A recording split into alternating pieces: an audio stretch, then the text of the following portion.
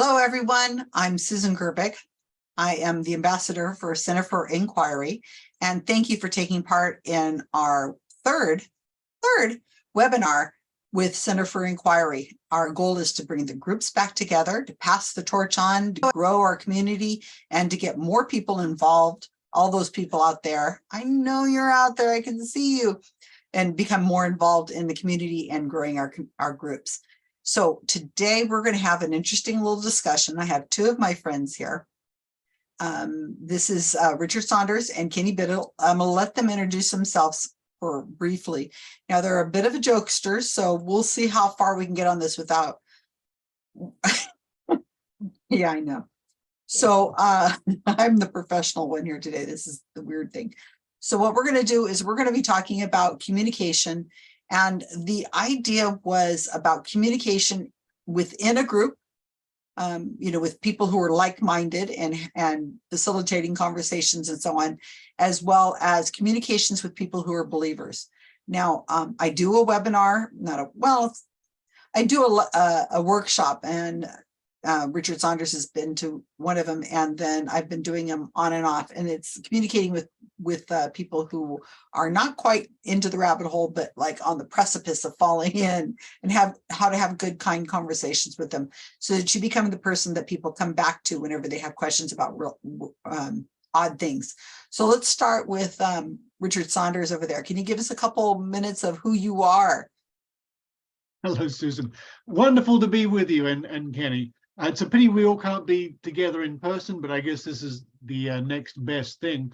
I am a longtime skeptic. I've been a skeptic of, doing serious work for almost a quarter of a century now. And I am a past president of the Australian Skeptics. I'm a life member. I'm currently the chief investigator for Australian Skeptics. But I also run a podcast called the Skeptic Zone podcast, which has been going now for something like 16 years in that area. I also do, for 20 years now, I've been doing, with the aid of various friends and people along the way, a school show, a skepticism science-based school show called the Mystery Investigators, where we teach kids how to do things like a double-blind test using water divining, for example.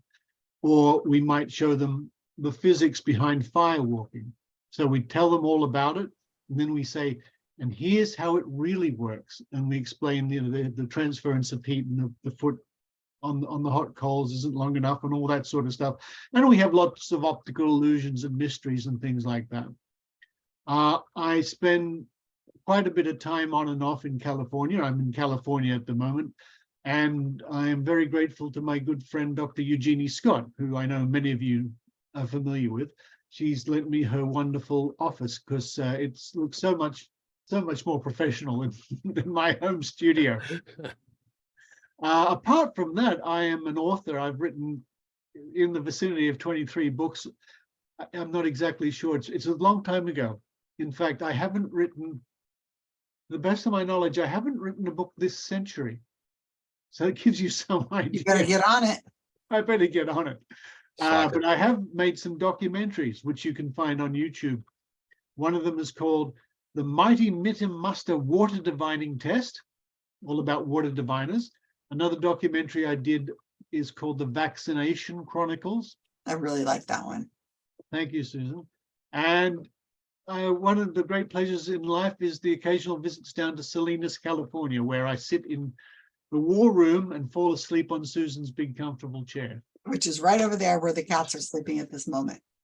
And I also, I've done things like investigated the power balance wristband, and I went on TV to help expose that.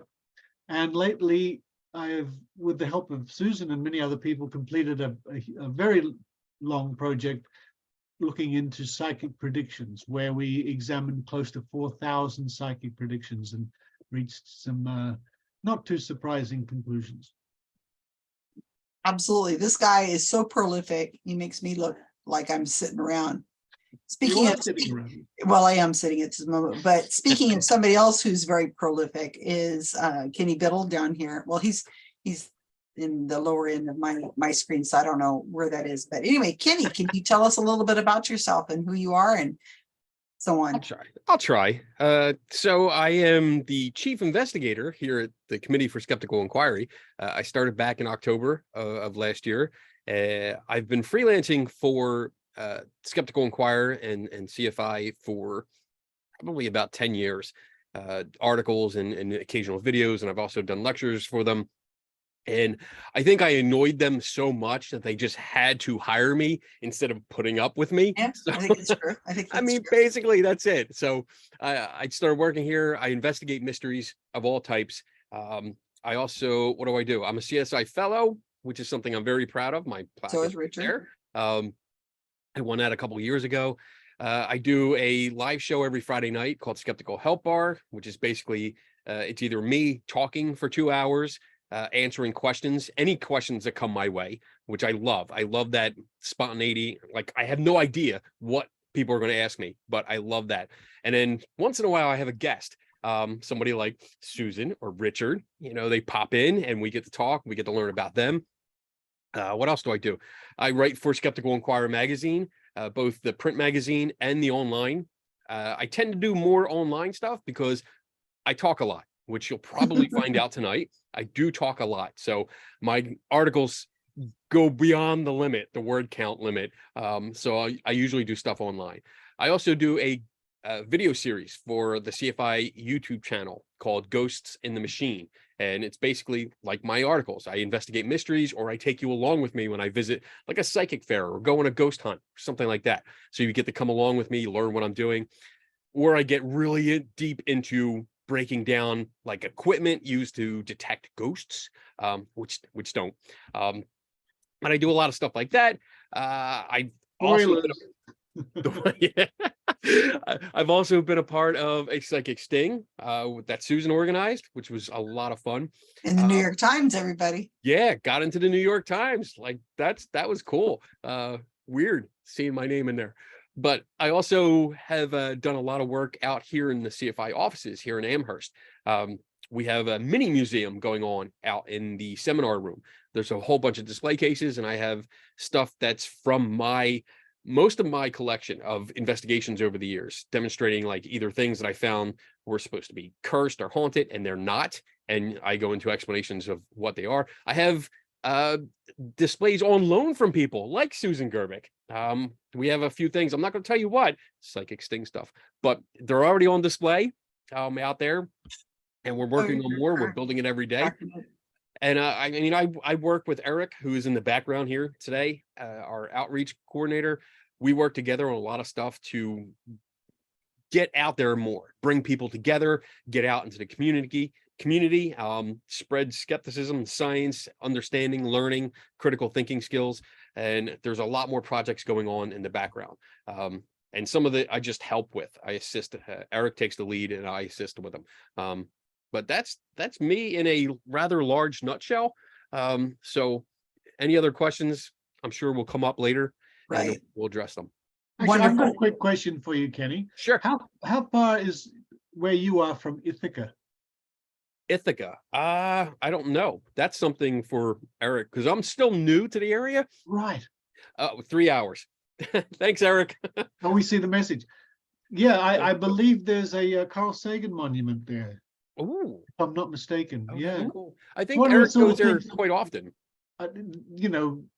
Once in a lifetime, it'd be worth going there just to get a Oh, that's interesting. That's cool. One more thing to see. Yeah. All right, you guys. So I brought you here not because you're such prolific people as well as doers, which I absolutely adore. My mission in life is not to sting psychics so much or write Wikipedia pages or so on. Is to find more people who are going to be our future doers, our future leaders, our future organizers, and people who just want to be more involved. That's my goal in life. And I think the way of doing that is to grow our community. Best way to grow the community is to grow our local grassroots groups. So Eric Schaefer at Center for Inquiry and I have been putting this together, this idea of having these conversations about problems that people in these small groups are dealing with. And we have a list of things that we're going to be talking about in the future. And they're all different kinds of activities and ideas that groups can do to make them, help come back. Because I think we really struggled. The pandemic killed off a lot of groups or really stunted them. So the first question I want to ask you guys, because the whole theme today is communicating with people. And the first question I want to do, and I'll start with Kenny since I started with Richard a minute ago, is I know that you have attended paranormal conferences. I think you've been invited to speak at paranormal conferences. And you also have a skeptical help bar that you put up at different events where you go and you have, it's like the Snoopy logo and you're in there. It's like, and the skeptic is in, and I don't know if you charge 5 cents or not, but that would be pretty cool. Do you charge? I do. Yeah, I have a cool. can. Who has a nickel? Well, usually, honestly, to break in real quick, I usually I have a can set up just like in the cartoon, but it's always for some kind of charity. So any money that I collect goes right to a charity, and it's usually to like cancer research or something like that. But a nickel? Well, no, I mean, a nickel is starting, and because people don't have nickels, they put $1 in. So okay, that makes it's sense. my little That's scam. Sweet. That's really sweet. Okay, so you are interacting a lot with people who are of the mindset that we wouldn't say are in the community of the skeptical community. Okay, so can you give me an instance or what your feel is on that, like in a few minutes, just like with the people. What kind of questions do you get when people come up and they see that your sign says I'm a skeptic, ask me anything, and they come up and they say, what's your favorite color? And you go, I never get that. Do? I never get that. I'll come and ask you that. It is that I think the approach that I take is not totally serious. It's a little on the fun side. It's nostalgia because you have this penis. It's Lucy's psychiatric stand. That's exactly where it came from. And I built it out of PVC and cardboard, and it looks just like the stand, except it says skeptical help for 5 cents. And I set that up, and most of the time, the majority of the time, I get looks of like, that's cool. That's really cool. And they get interested, and that breaks the ice because I am a skeptic. I'm a token skeptic. Basically, I'm a goldfish in a piranha pond. That's how I put it, because I'm with a whole bunch of believers and people that just believe in ghosts and demons and psychics and all this stuff. And here I am with Skeptical Inquirer magazine and brochures about science and critical thinking, and I'm the only one. But this helps break the ice. So they come over, they laugh, they're like, "What's this about?" And I tell them exactly who I am, what I do, and I'm not confrontational. So for the most part, I have good conversations. People ask questions. They don't feel threatened. They don't feel challenged in like a confrontational way. I do challenge because I do ask questions that might make them feel awkward. But as soon as I see that, I usually follow it up with, I'm not trying to, upset you. I'm just trying to understand where you're coming from. And that really helps.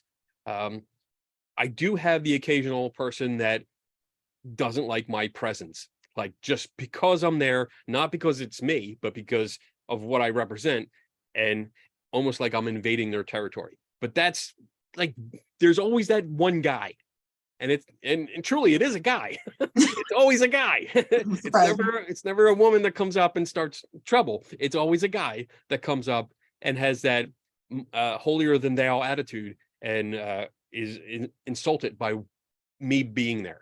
And they want to challenge me. They want to play, challenge the skeptic.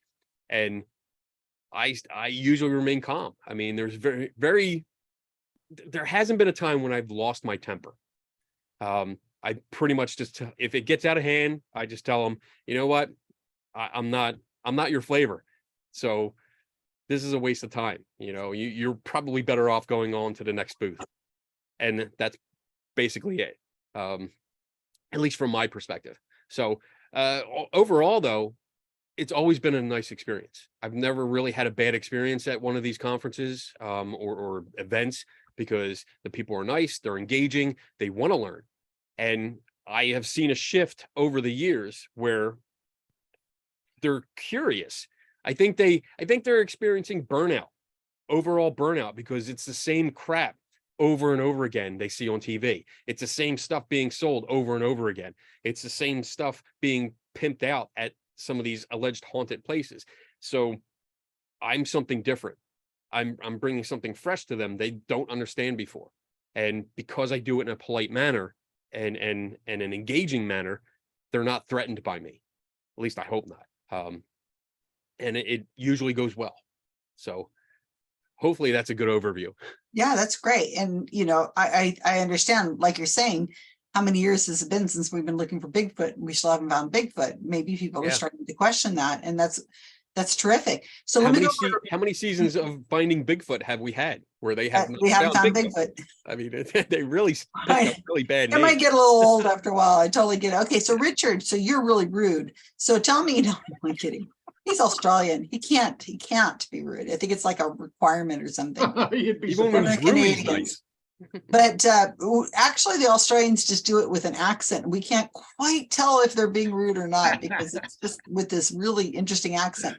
But Richard, you, as you mentioned, you talk about how you do the mystery detectives. Is that what it's called? Mystery investigators. Mystery investigations, where you have the bed of nails and you lay down on the bed of nails and the Maynard stands on top of you and he plays a trombone or something. And I am dying to go to one of these things, but I guess I have to go to Australia to go. But anyway, so you, not only were you, do you do that where you're interacting with children and in a school environment, you also go to paranormal festivals. You call them Mind Body Wallet, which I think is hilarious.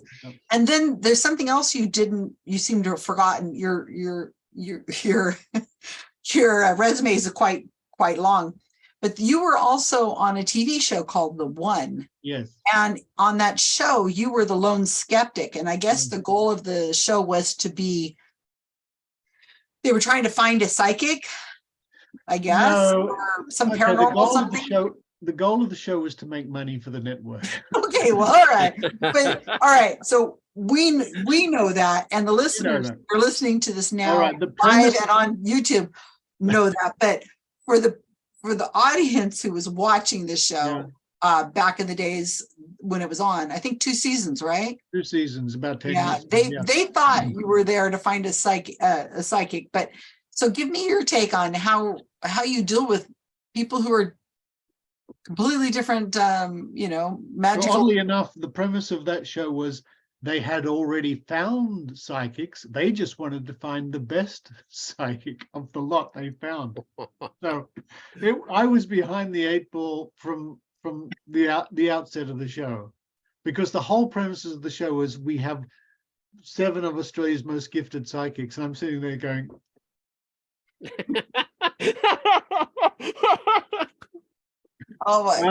But again, there was no point in me being anything other than calm and collected and just putting my points across on that show, because they wanted. So it was me as a skeptical judge and a very nice lady, Stacey DeMarco, as the believing judge, and she would be putting the case for the psychics, and I'd be saying, yes, but this is what they were doing. And ultimately, I think it was a good thing, because at least it did put the skeptical point of view across to lots of people, even though the premise of the show was it was a commercial TV show. TV is smoke and mirrors, that you expect what you expect. But getting back to what Kenny was saying when he was at these psychic fairs, I've done that too. With my good friend at the Australian Skeptics, Tim Mendham, who is the executive officer and editor of the Skeptic magazine in Australia, worth subscribing to. And other friends, we've been at a paranormal convention where we've had a table, the Australian Skeptics table. And a lot of the reaction we got was confusion. People turned up to go to a psychic fair, and we're there. We're giving away magazines, and it was just pure confusion. And this is a statement of fact. It's going to come across a bit weird, but a lot of the times that there'd be a couple would come across, and the female would be confused, and the husband would go, "Oh, thank goodness you're here." which is Yeah. it just is what it is. Mhm. And sometimes the confusion would be in the form of astonishment when we would say, explain ourselves and say, and by the way, we have $100,000 prize for something like water divining, and utter astonishment. It's from their point of view, it's why would you people just give away $10,000 to everyone? Because in their world, water divining is real, it works. And here's us saying, if we can find one, we'll give them $10,000. They're going, this doesn't make sense. 100,000. 100,000, thank you. So that was an interesting thing. But getting back to what Kenny was saying too about engaging with people, this is what I found with the school shows for 20 years, and I found when I'm making personal appearances or at fairs, you engage somebody's curiosity, especially with spoon bending, or you show them how water divining works, or you whatever. You've made huge inroads right there. You really have, because you're not just saying it doesn't work, go away, I don't believe in ghosts. You're saying, look at this, I can do a psychic trick too, and I'll teach you how to do it. And I said, oh, that's very interesting. And that, I think that makes a great inroad. But yeah, the astonishment some people have when they come across the skeptics, because some people didn't even realize there were skeptical people out there. And you have your own committee, and what, you have a president, what, it's this. You have magazines and podcasts and conferences. It's strange. But again, to engage people, honestly, the best thing I've found over all the years to engage with believers is to get to their curiosity, because we all have a sense of curiosity. We all want to know. And if you can say to somebody, let me give you the inside trick, here's how it really works. It's like a famous magician says at the end of the show, and now I'll teach you all a little simple trick you can take home. I can do some magic too. Curiosity is a huge motivation. I also like getting that common ground, because you're talking about you're talking about an experience, and we look at it from the point of view like, oh, we figured out how that experience is done. Like, it's a trick to us, and we're not saying that derogatorily, in a derogatory way. We're saying, hey, you know what? We have tested this over and over again, and we figured out how it can be done, and we can show you. Whereas on the other side, they're approaching it as more on the believer, like they believe that this is some kind of magical, supernatural superpower that's going on. And like that, on my table, I usually have testing devices. So I have a testing device for dowsing rods. I have one for pendulums. I have one for the planchette and the Ouija board. And I put them out there, and that's my common ground, because we both have an interest in these kind of things. And my signs that I have up explaining these testing devices say clearly, I'm not doing this to debunk it or just say you're full of crap. Sorry, I almost cursed. I'm saying this as these are testing tools. This is to help us better understand what's going on. And by far, the most popular is my dowsing tester. And it's a very simple design, and everyone that picks it up cannot make the rods work. And you see the hamster is running so fast on the wheel, trying to figure out, like, why is this not working? And that's the opportunity for someone like me to have a conversation and say, you know what? We can do it this way. We can test it this way. I can show you what's really going on. Even though you don't realize what you're doing it. That sounds brilliant. You'll have to send me the details of that particular. Oh yeah, absolutely, I will. Get these two talking. It's okay. So what I wanted to ask is, so you've got the situation where you're in these environments where there's a bunch of people, you're outnumbered. It is you. I don't want to say against them, but I truly feel that most people are skeptical.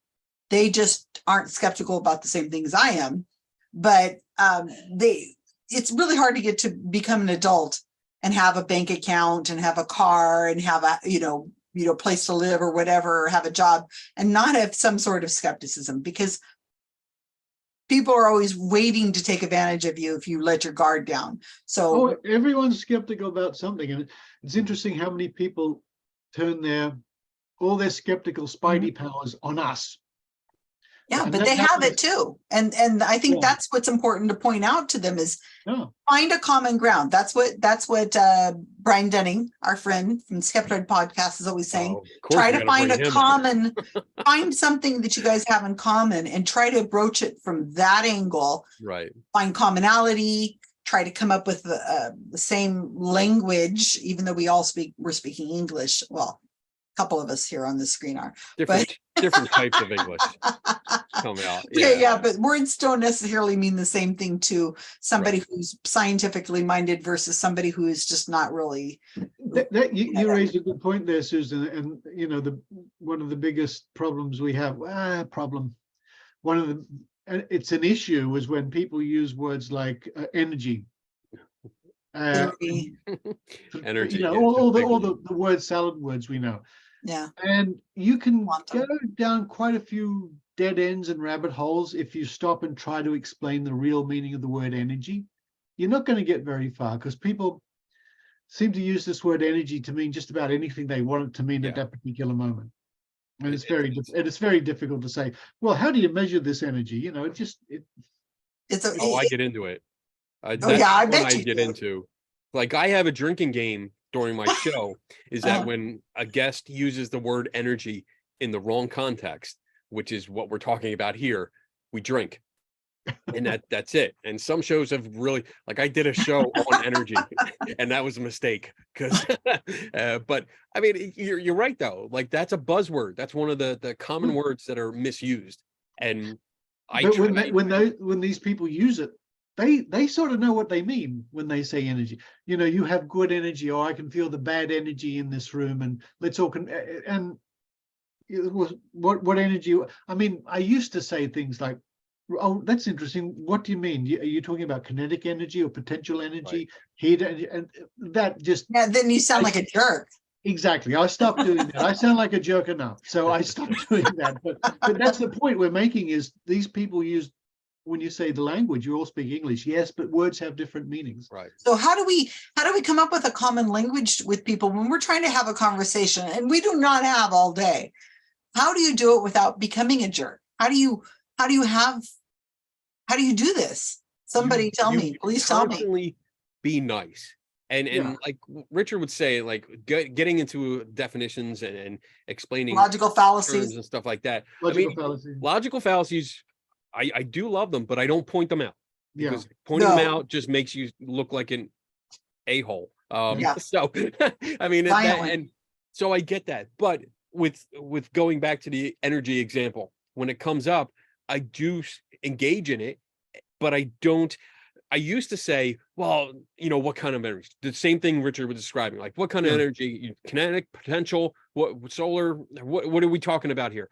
But instead, I start talking about, look, you know, like we understand in science, there's different forms of energy, and you're talking about this word. Can you explain like what it is? Because if it could do all this stuff, we should be able to measure it. Why can't we?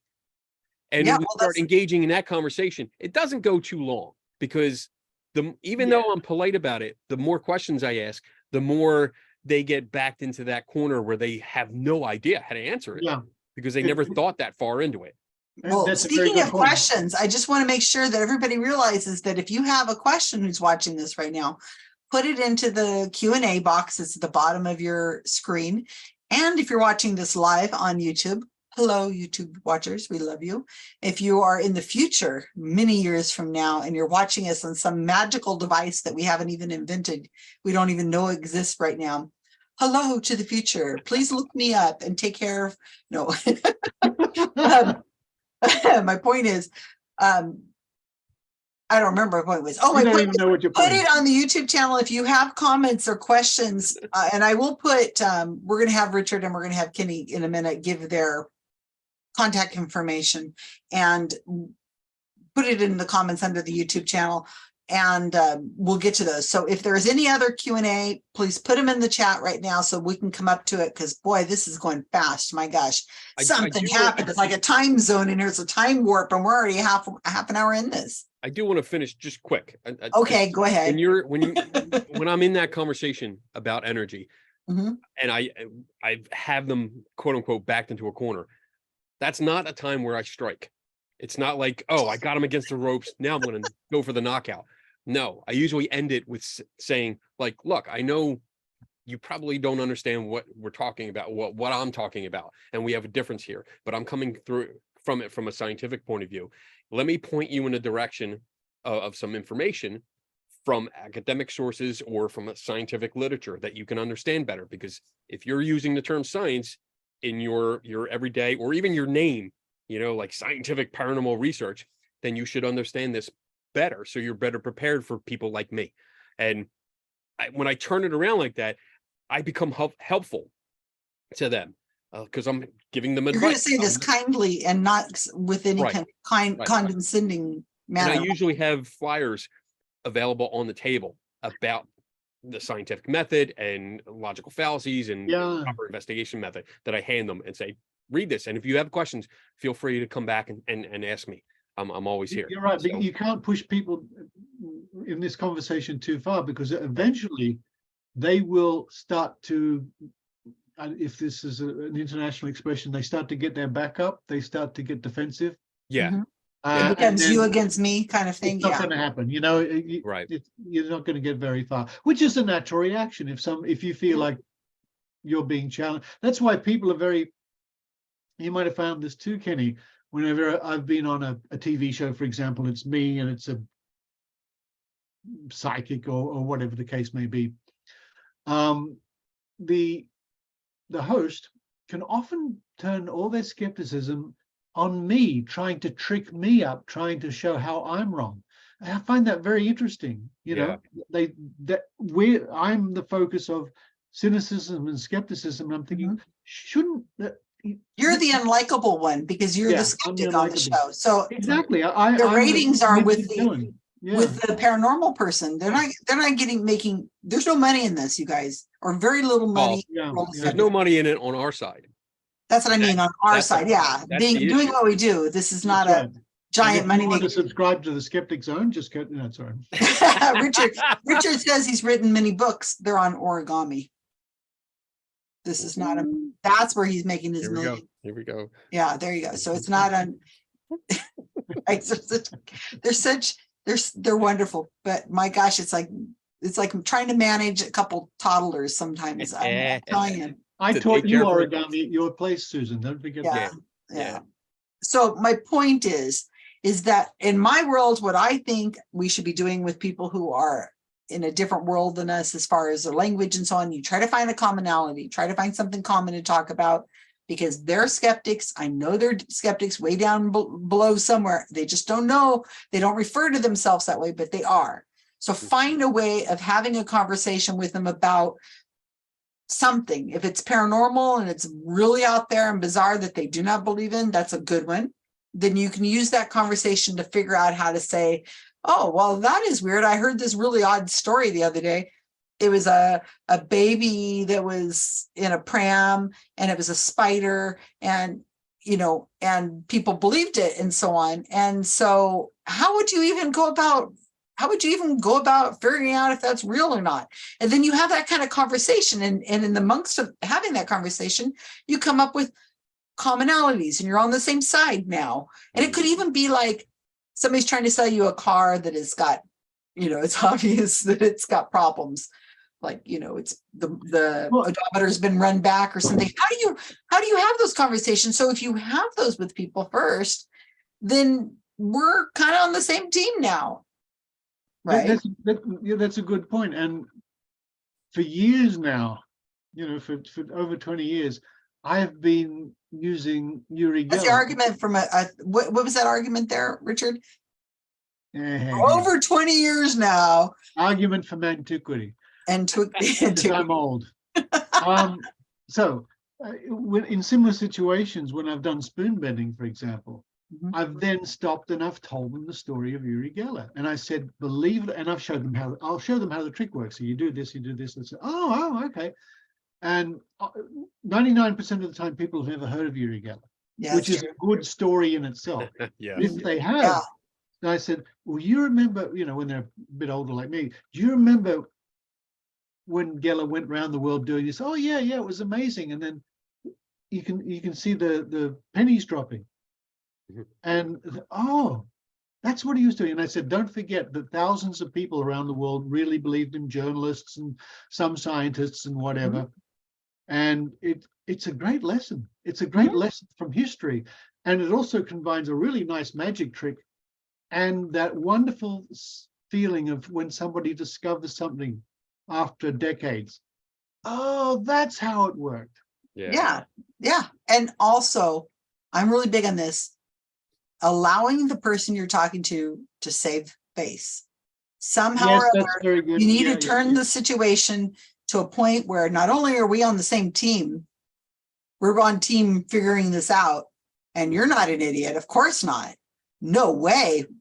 But let me just show you this thing that you might not have thought about. Yeah. Figure out how to make it so that you're not handing them a document. You're not handing them a link. You're just saying, let's figure this out together. And wow, did you figure that out? You know, kind of figure out how you can say it. So it seems like they helped. It can work. It can work. They need to save face. Otherwise, you've lost them. One of the exercises that I try to practice is that when I'm working with someone or having a conversation with a group of people that are believers in some kind of superpower, I bring up the idea, like, let's do a exercise and let's put the supernatural explanation aside. Let's just put it aside for now. And you come up with ideas. What could possibly make this happen naturally? Like, what could we do to make this happen, this experience happen? Like, see a shadow or create this photo. How would you do it? And it really makes them think. Like, I'm challenging them, but in a nice way, saying, let's just, for craps and giggles, because I still try not to curse on this show. But let's try to figure this out. And that gets the hamster running around their wheel in their head, and they start thinking, oh, well, maybe it's this, and then we start discussing that, and the conversation has now turned from me against them to we're both trying to figure out what caused this experience and a natural explanation for it. And it's great because even if I know the answer, I don't spit it out.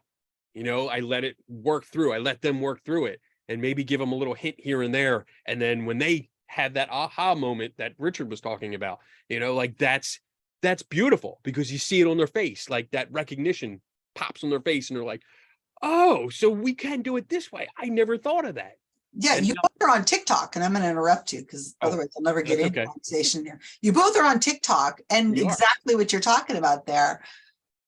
On TikTok, you can use those kind of things where here's a situation that's been given to you, like a ghost coming out of the sky, or a teddy bear or something materializing in I can't remember your last one, where it just popped into the ceiling, a teddy bear, a vortex, Kenny. Okay. And so the portal. Yeah, the portal, teddy bear portal. Bear. I have it's right back here. Yeah, I can see the teddy bear porting right now. Oh, there's the teddy bear. There he is. He's the portal bear.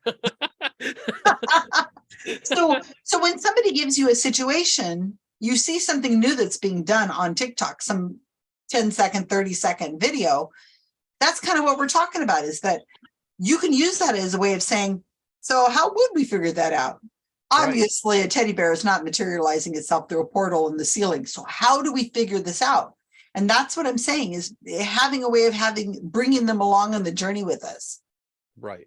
And the thing is, on TikTok and I mean, even outside of that, YouTube channel and social medias, but a lot on TikTok, most of the people that are tagging me in these videos and asking for explanations are believers.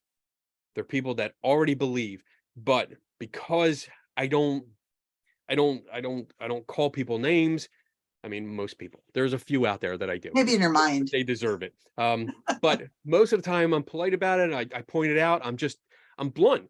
I don't always sugarcoat it, but I try to tell you how it is. And I express that I'm not trying to fool you. And I don't want you to be fooled by other people. I don't want you to spend money on stuff like equipment or subscriptions that aren't going to give you anything except hoaxes and fakes and this and that. So yeah, the majority of people that tag me in videos asking for explanations, if I know how it's done, they are believers and they're looking for these answers.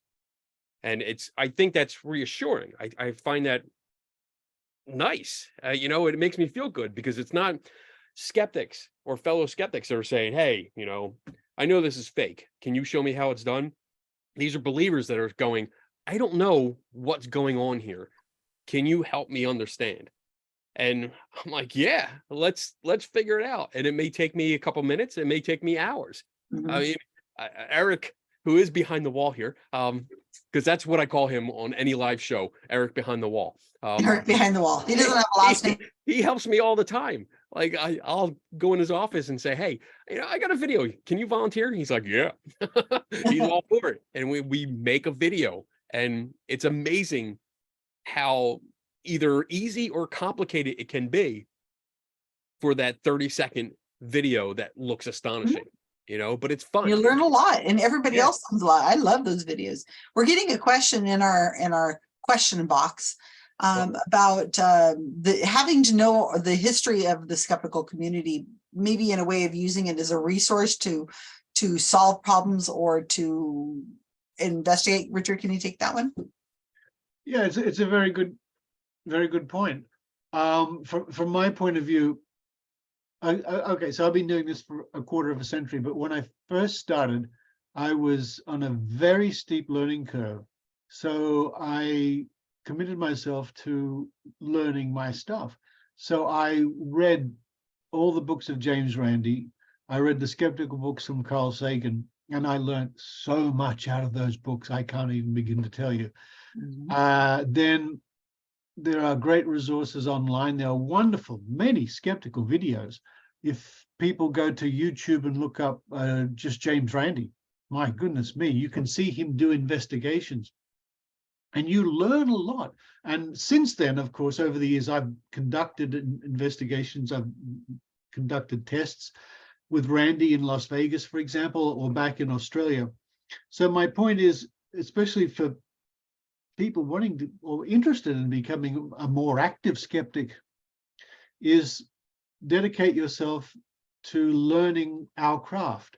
Right.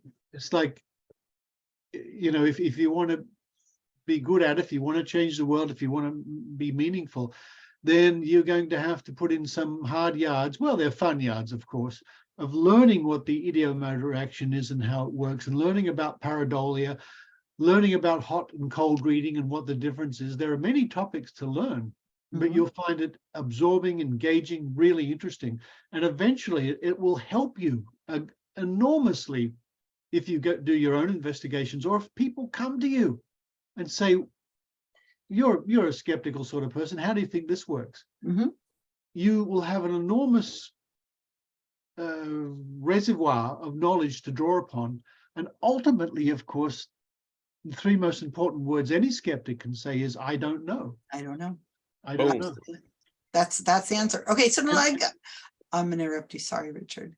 I have to be the rude host and interrupt people. Otherwise, we will never get through this, because we could just sit and talk. We could. And we do.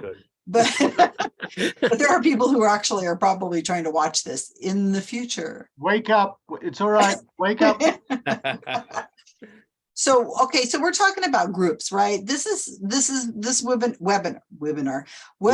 is supposed to be, yeah, it's the future word. Don't worry. It's in the future. It means something. It's like covfefe. So,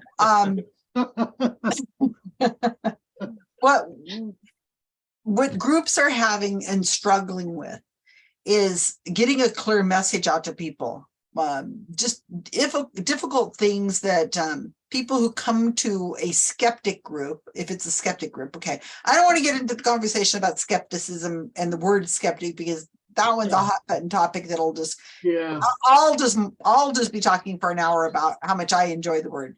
But the point is that when people come to a skeptic or a free thinker or whatever kind of group that is listening to this right now, and they come in, and sometimes they're believers, and sometimes they are say that they're part of our community.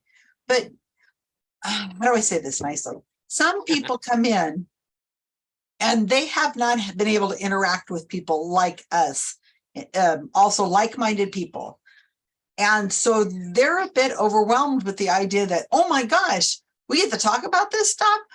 And they get really negative sometimes. They're like ripping on people and they're calling people bad names and, oh, believers are idiots and things like this. And they're still part of your community. And I have great hope that those people are probably just need some education or some re-education on how we talk about people. And they're new, even though, you know, they just haven't had that chance yet.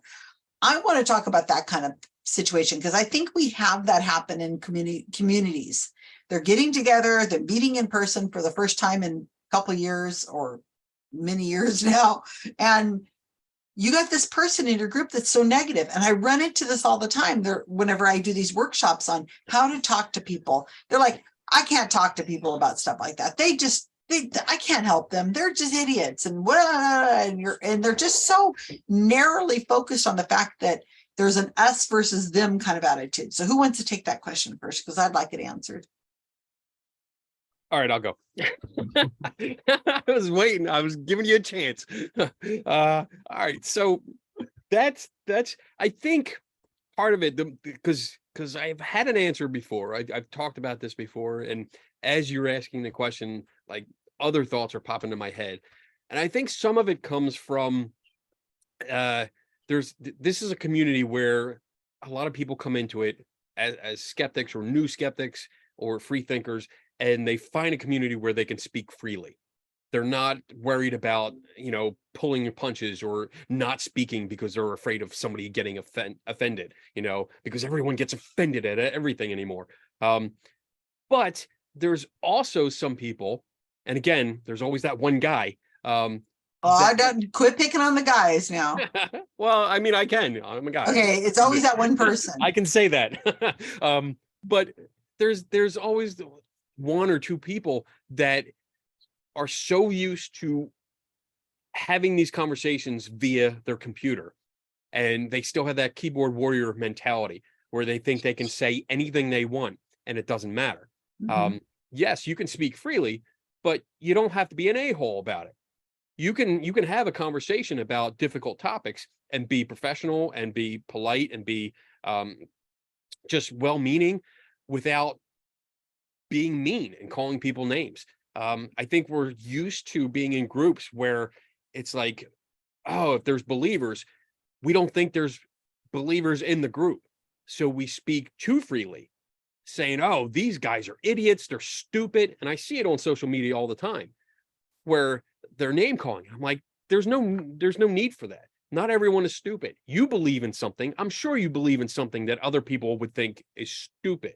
So check yourself, realize what you're saying. If you have this, like I've had this issue because I started as a ghost hunter and I hated skeptics, and I had to come over and realize like how wrong I was about what I was doing and come over to the other side. And for a time I was the complete opposite, where I hated believers. And I had to break that habit of calling people names, like saying they're stupid or idiots or silly or ridiculous, and realizing like I need to have open conversations with people that have different beliefs than I do. And I think that's the problem or issue. I'm taking a cue from Richard here. I'm trying not to say the word problem, but the issue is that not everyone sees that. There are still some people that will come in and just say anything they want, no matter how rude they are, doesn't matter. They're right. And that's it. And if I come across that, I have no problem speaking up. So somebody should pull them aside and have a conversation with them, not in front of everybody, right, confrontational, but right, maybe pulling them aside and having some kind of whoever is in charge or whoever feels comfortable addressing that person in a way of. And just saying, hey, you know what? Dial it back a little bit. Yeah, I think we're not. That's not what we're about. Yeah, it can be difficult. Yeah, it can be. But it should be addressed, because we shouldn't leave that kind of rot in the group, because then you're going to have all those other people who are sitting around going, ooh, I don't want to be in a group like this where they have those kind of people that are all negative, cynical people. So you need to find a way of saying, great job. You've got always such interesting comments. I'm coming from management. You always say something positive, then you put in the negative, then you follow it up with positive again. You make it into a sandwich. That's the way we look at it in management world. So you say, you always have something so interesting to say. And I love that you show up here to our meetings all the time. But, I think that sometimes you get a little negative and your approach is kind of like a us versus them thing. And I know, because you're such a mature adult that has lots of world experience, that you'll probably be able to handle this whenever I tell you this up straight up. That you should be a psychic reader, Susan. That's very good. That's what I was a thinking. manager of people. That's what I'm there for. So we have another question I want to ask. Richard, why don't you take this one? Are there any topics you think are not worth discussing in a skeptical context? Anything that you would kind of try to avoid? Well, it depends on which skeptical context.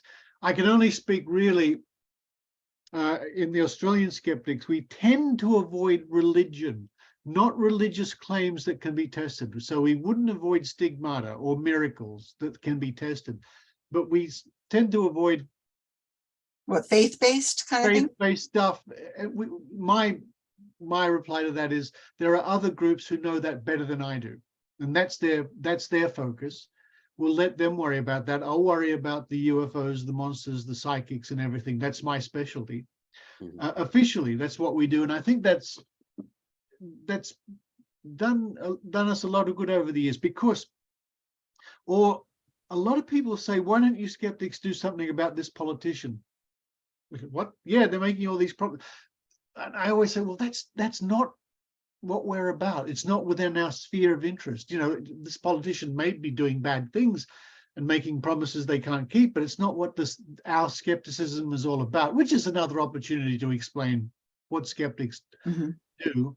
But again, getting back to the big one, people ask us all the time, why aren't you outside the front of the church protesting? You're skeptics. I say, well, we'll leave that to the other groups who know more about that than we do, And then some people get quite irate that we're not skeptical about the same things that they're skeptical of. Or their agenda, whatever it is. Yeah. Whatever their agenda is, they may have some social agenda, and they expect us to fall in line with their thinking. Yeah.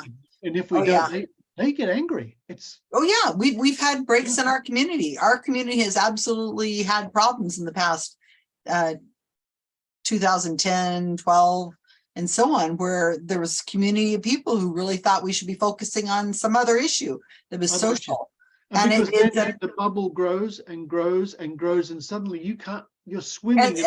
And then they start looking around and they see, oh, you're not following our whatever we're at, and you're out. And then everybody's out, and it ends up becoming a smaller world of like purity culture or something like that. Yeah, I just find that so short-sighted, anti-progressive. It's not progressive. It's not helping. Like Richard nailed it. I mean, we have our own sphere that we're good at, that we're knowledgeable in, that we can do something about. And if there is a topic outside of that scope, I'm going to avoid it, not because I'm afraid of it. It's just because I'm not knowledgeable in it, and there's other people that are better. I mean, other organizations to deal with that. Nailed it. Yeah. But that doesn't mean it's less important. Might be a great point, but right. Yeah, it's not less important. It's not more important. It's just different. This is my expertise. I do weird stuff. I investigate paranormal and weird claims and extraordinary claims. That's what I do. So if you come to me with a issue in politics, I'm kind of lost because I don't really follow politics. I don't like now them. Personally, I might people. Have an opinion on on these other questions, and I might say, well, in my personal opinion, blah blah blah. But that's not what that's not what we do as a group. Yeah. But I don't like when somebody will they'll interrupt you during a lecture and say, well, what you're doing is all fine, but there's more important problems that you should be doing this. And why are you bothering yourself with this low-hanging fruit? I so despise that phrase. I heard that at a lecture. Somebody asked me that very question. And I think I do. I think we do a lot of good work. I think we help a lot of people understand things better. understand critical thinking and Yeah. scientific processes and how to investigate things or look at things differently. We provide a different perspective. I walked through 2 weeks ago, I walked through a paranormal conference, one of the biggest ones in Pennsylvania. And one of the paranormal vendors, ghost hunter team, all the equipment, everything, pointed at me and said, "I know you." And I mean, that got me nervous because I'm like, oh. But he's like, "I know you, you're Kenny Biddle." And he's like, "I want to thank you because you helped me. I reached out to you with something and you took the time to explain it to me. And the equipment that I was using was not for what I was using it for. So I've gotten rid of that. I've redone all of everything that I do." Like, I mean, his comments were awesome and it really made me feel good because I had a difference. I made a difference in his life. And I mean, that's because I stuck with what I know.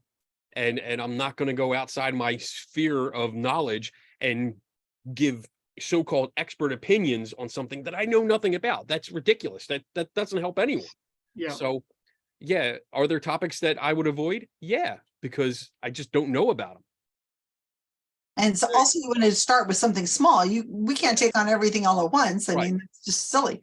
So I have another question that's just been given to Kenny. I don't think he knows it's there, so I'm going to ask him. So Kenny, you have like 10 seconds to think about your answer. The question is, having a clear mission statement from a group perspective, if you have some kind of goal or what are we here for? What are we all about? Some kind of agreement, at least at the beginning. I think that might help clear things up so that we don't end up taking on, campaigning for politicians or raising money for maybe a very good cause, but not something that is in our purview necessarily. I think you might know what I'm talking about. If not, just read my mind. Go ahead. Like a common goal for us?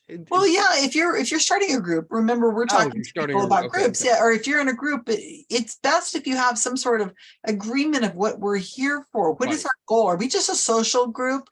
Are we here to put out educational videos? I mean, what's the reason? What is our goal? If you're going to start a group, I think personally, and again, this is my disclaimer, it's my personal opinion, I don't think you should be starting a group for social hour. If you want to have social gatherings, then by all means, just meet at the bar or, someone's house, have a party, get together, chill. That's fine. But if you're going to start a group, as in like a skeptical group, to make a difference or to be recognized as a skeptical group, then have a purpose. Set it out from the beginning. Whoever's idea this is, like, know what you're going. What is your end game?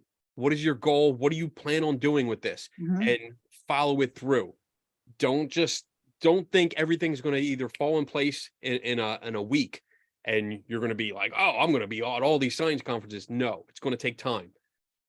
You got to get people that are not only like-minded, but are not afraid to come out and talk to you and to meet, because now you're going from like maybe a social aspect of an opinion to, hey, I'm out there and I'm now an activist. I'm actually part of a group now doing something. Because if you're going to go have meetings, you're going to go maybe take part, like a group that I'm helping with now is they start writing a lot more for Skeptical Inquirer. They're visiting places. They're posting reviews about it. They are developing more like reviews of books and methods. They're going to go along with other paranormal groups to see what they're doing and maybe learn more about the equipment that they're using so they can give informed opinions. I mean, their goal is to teach critical thinking. They want to be a resource of critical thinking. So if you're going to build that, if you have that kind of goal, that's something to look forward to. If you're just putting a group together just to hang out, because I was part of a group that was a skeptics in a pub group. My group hangs out. The group that I was part of didn't do anything except go to the bar and drink. And I'm not opposed to that. I know. Richard's like, what? When? he's trying to climb into the Zoom screen so that you can. But they also wanted to promote themselves as, hey, we're a skeptic group, an activist group. And they weren't doing anything except going to the bar. That's not a skeptical group. That's a social group. Well, it is a social group, could be and that could be a group. Yeah, they're Just a group. skeptical of the beer. They have to taste every No, glass of no, wine. just a group that hangs out and tries to get together. I mean, if that's what their mission statement is, to be together and hang out and make contacts and learn that we're not alone, I think that's a group.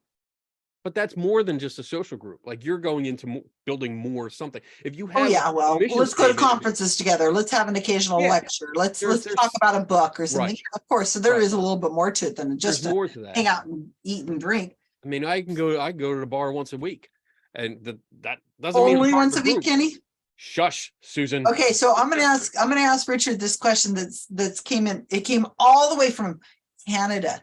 And I know you heard of this place. Some people think it's not a real place. Some people are skeptical Canada actually exists, or they have that one friend that they know is in Canada.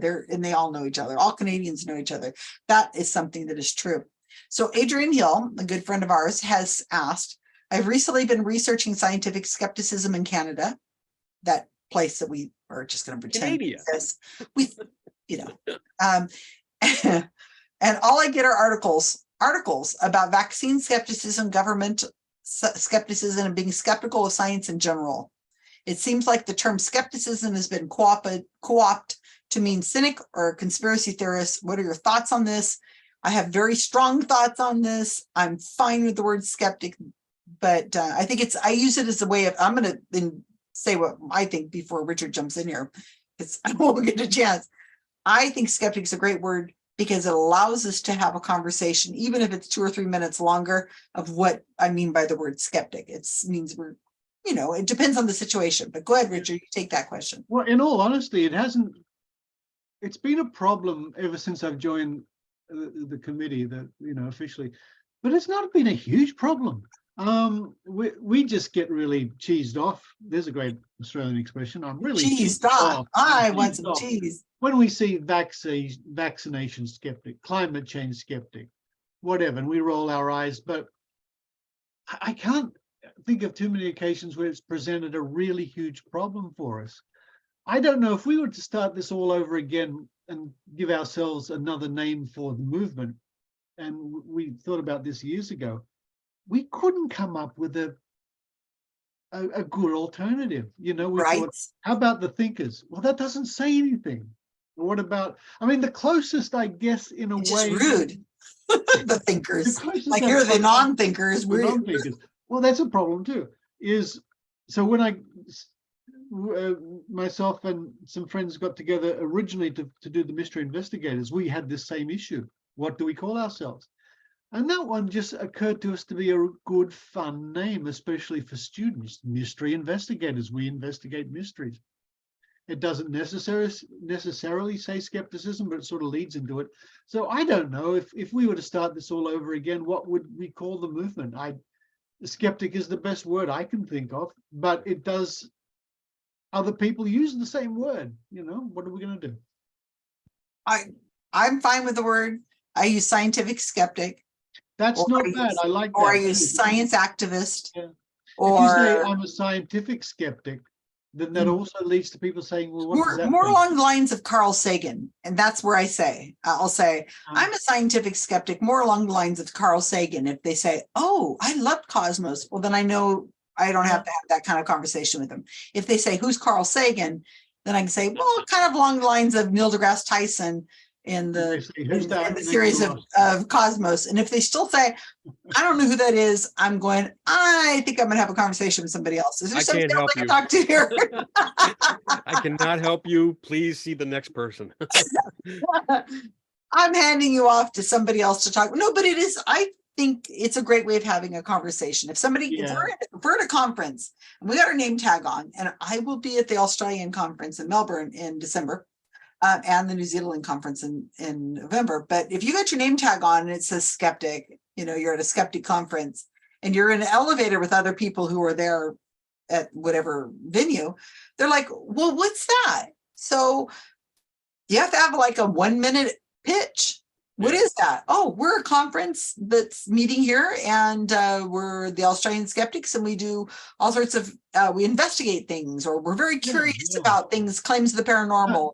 It's a great question, and it's a question that occurs to us ever since I've been joining. Thank you, Adrian. Adrian is also a reporter on the Skeptic Zone podcast, and she reports from Skookum Studios in Calgary, Alberta.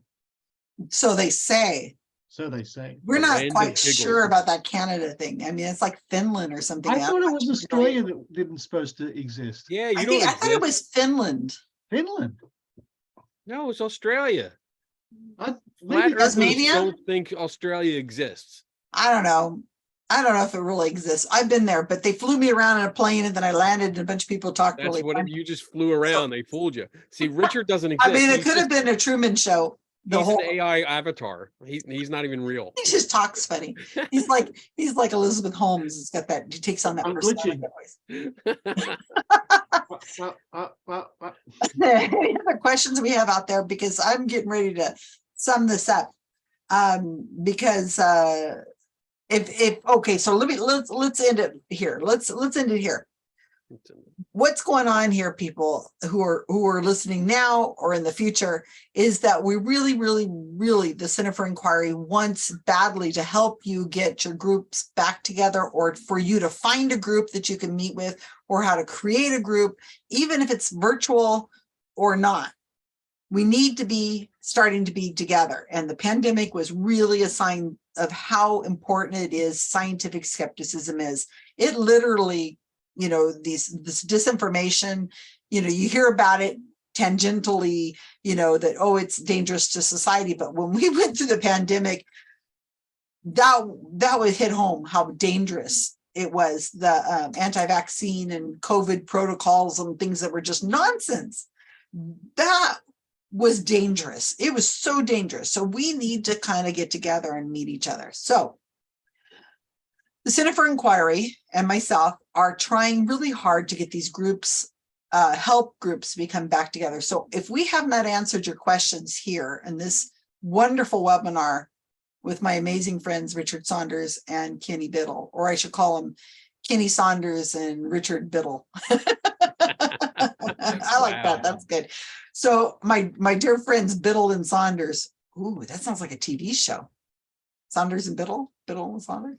Anyway, if we haven't answered your question here, please leave it in the video that is going to be out on the Center for Inquiry's YouTube channel. Please subscribe to the YouTube channel. We really would appreciate if you would subscribe, hit the little box that goes ding, the little bell, so that you'll be notified every time there's a wonderful video that comes up. We're going to be doing a lot more of these webinars.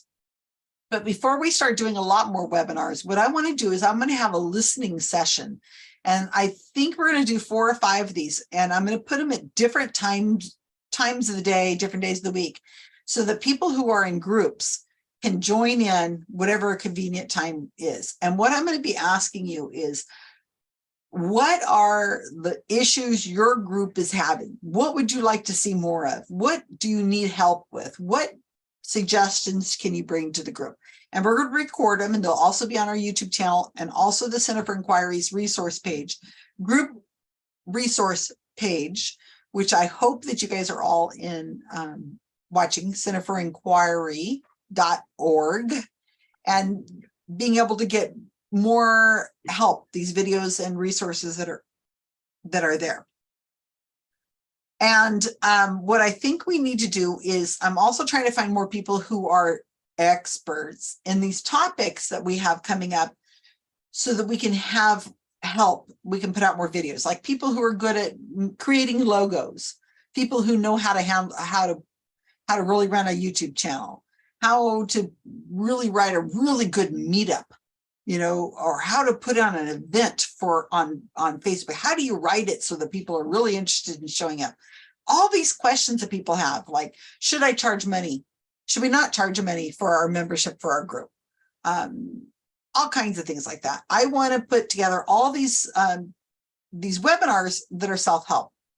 So Richard and Biddle, whichever one you are, could you please tell us, let's start with Richard.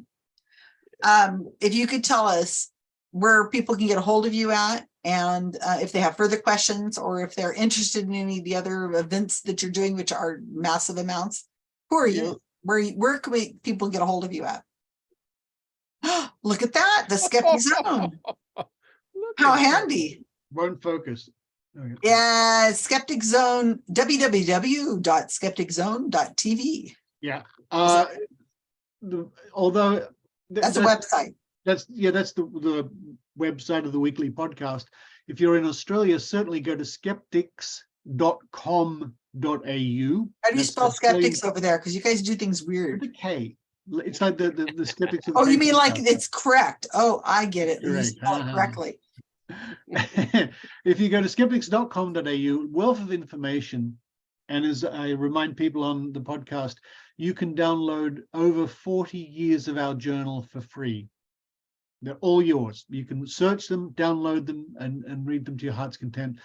Thousands of interviews and articles and reports and investigations. So that's your probably a very important place to visit for Australian skeptics. Wonderful. You can also find you on Facebook and on TikTok and Twitter. Yeah. If you go to skepticzone.tv, at the top of the page, there are links to TikTok and Facebook and things like that. Face one of them. Face something. Some face Face something. off. Face I off. can't All face right. it anymore. Biddle, you got some way of people contacting you? Oh, look at these people with a business card. I got a business card. There you go.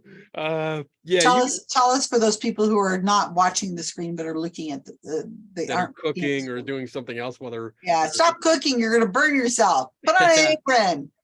you can Close the find, door. We raised in a barn. Oh, I'm sorry.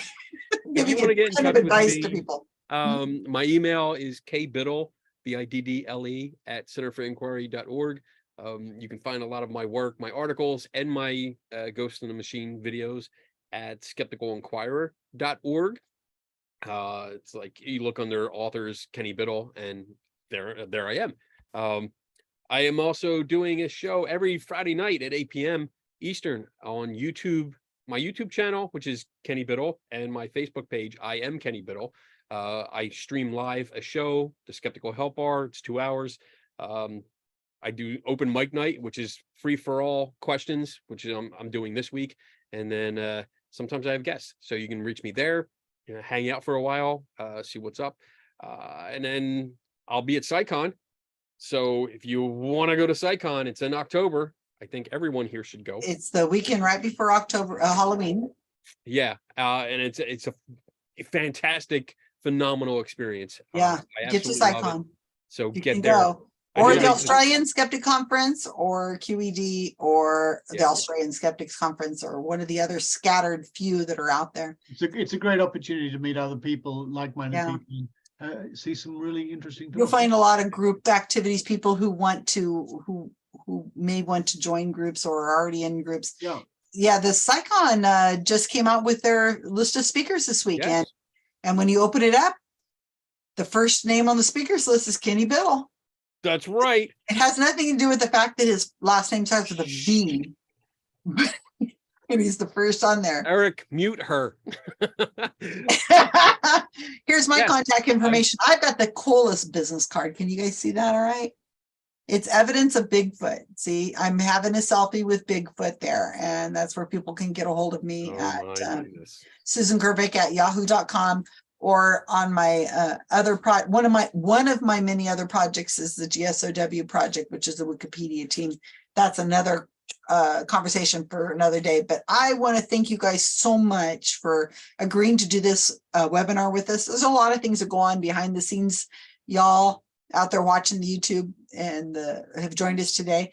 I want to thank Eric Schaefer from the Center for Inquiry. If you want to get a hold of Center for Inquiry and have ideas about future webinars, or if you want to be considered as one of the experts who will be on one of these webinars, you think you have something that you can explain to the community and be a resource for the community, reach out to info at centerforinquiry.org. That's org, and send that will go to Eric, and that way we can use your brain. We could dissect your brain for a future events, or if you have questions or concerns or whatever like that, we Sign up for medical experiments. Anyway, you guys, I really appreciate it. Thank you so much for agreeing to do this. And like I said, there's a lot that goes on behind the scenes. I know we're kind of goofy because we're really good friends. It's hard to be super serious with these two rambunctious people here. They're a crack up, but I mean, my gosh. So thank you all. If you're on YouTube and you're watching this, hello again for the future. And we'll see you all soon. Stay tuned. Bye-bye.